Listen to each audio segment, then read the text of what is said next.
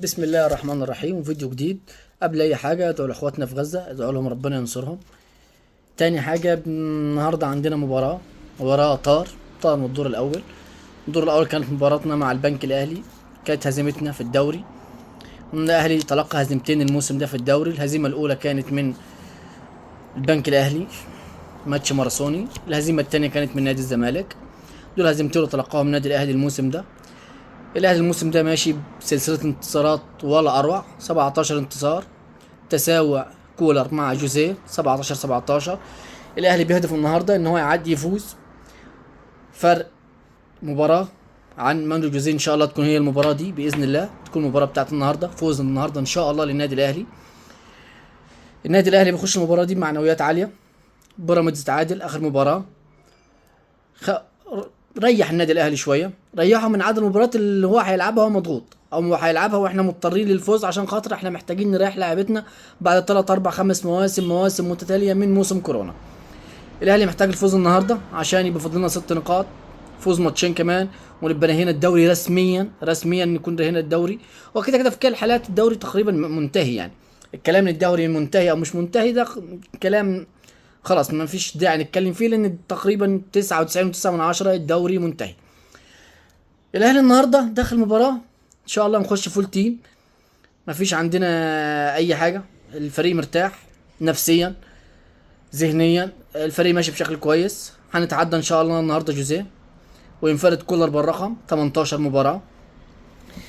الاهلي كده هيلعب النهارده الساعه 9 على اون تايم سبورت.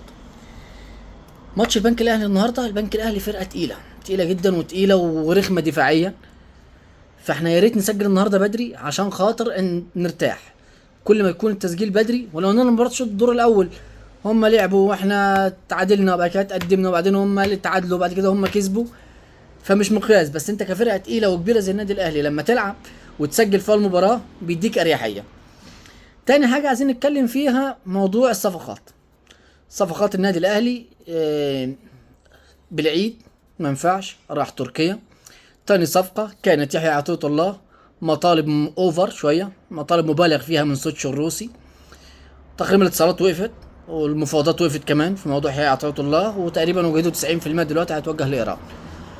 الصفقة التانية كنا بنتكلم فيها، كانوا بيتكلموا على لاعب خط الوسط اللي عليه علامة استفهام عدم انضمامه للمنتخب الأولمبي، حتى لو في تخمة في وسط الملعب ففي برضه علامة استفهام بالنسبة لي أنا على الأقل. عمر الساعي عدم انضمامه للمنتخب الأولمبي فيها علامة استفهام، لان عمر الساعي من لعيبه خط النص الموجوده، من احسن خط نص موجود في الدوري بعد امام عاشور طبعا، يعني من احسن لعيبه خط النص الموجوده في الدوري.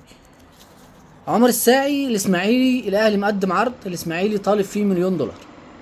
مليون دولار بالنسبه للاعب بيلعب في الدوري المصري طالع من الاسماعيلي انا شايفها كتير، ولو ان انا من وجهه نظري على امكانيات اللاعب عمر الساعي لاعب كبير بيقدم مستوى ممتاز مع الاسماعيلي الموسم ده. من وجهه نظري عمر الساعي يستاهل. محتاجين كمان باك شمال، لان فكره ان كريم الدبيس والراجل مش مقتنع بكريم الدبيس دي برضو حاجه غريبه. انت مش مقتنع بكريم الدبيس، طب محتاجين باك شمال، طب يحيى عطية الله، طب ما نفعتش. احنا محتاجين فعليا باك شمال.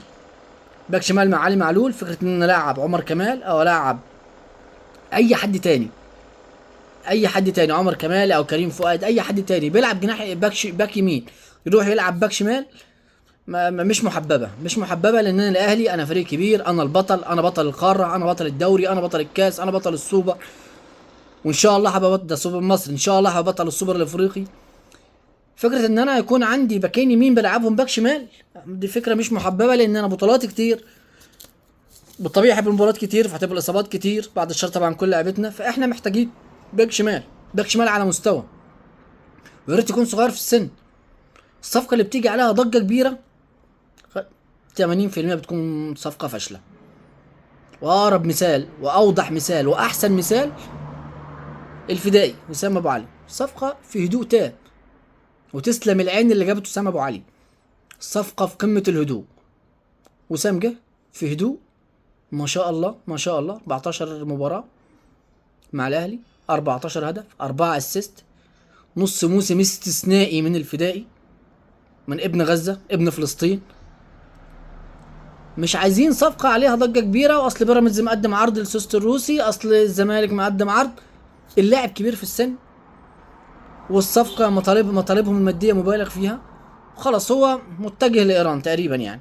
فاحنا محتاجين باك شمال، محتاجين مساك، محتاجين خط نص بيلعب زي نفس امام عاشور، نفس السولية 8 مش 10 قفشه مثلا، لا 8. محتاجين راس حربة كمان.